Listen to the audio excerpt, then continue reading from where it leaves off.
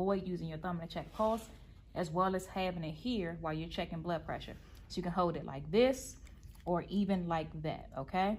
So I'm gonna hold it just like this, and I'm gonna tighten this up by twisting this all the way over to the right. And then when I'm listening for her blood pressure, I'm gonna twist this slowly. And remember, as you're listening, that first sound that you hear, that's gonna be your top number, okay? And so wherever this needle is pointed to when that sound comes in, that is your systolic pressure, your top number, okay?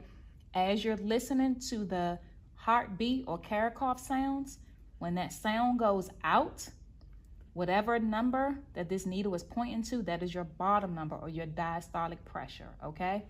So let's go ahead and listen. So I'm gonna tighten it up again. And I'm gonna go up till about 180, okay?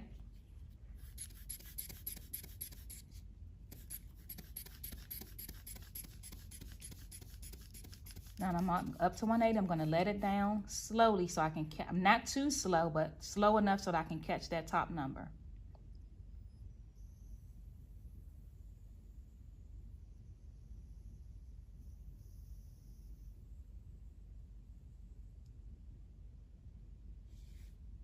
Okay, so I heard it at 104. That's gonna be my top number.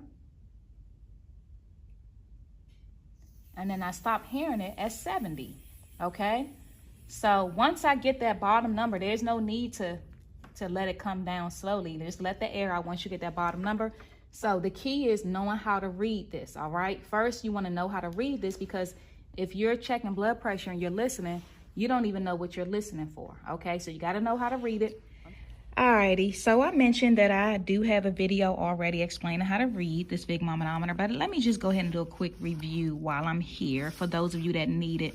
So as you should already know, the bold lines on the sphygmomanometer, and excuse the lighting there, but as you already know, the bold lines on the sphygmomanometer, those are all red and 10s, right? The smaller lines are red and 2s. So that bold line between the 20 and 40, that's going to be 30, right? And then, you know, between 80 and 100, that's 90. And then between 140 and 160, that's 150. Between 220 and 240, that's 230. And so on and so forth. So those are all 10s, right? The smaller lines are red and 2s. So that line, that little small line after the 60, that's going to be 62, 64, 66, 68, 70, 72, 74, 76, 78, 80. So you got to make sure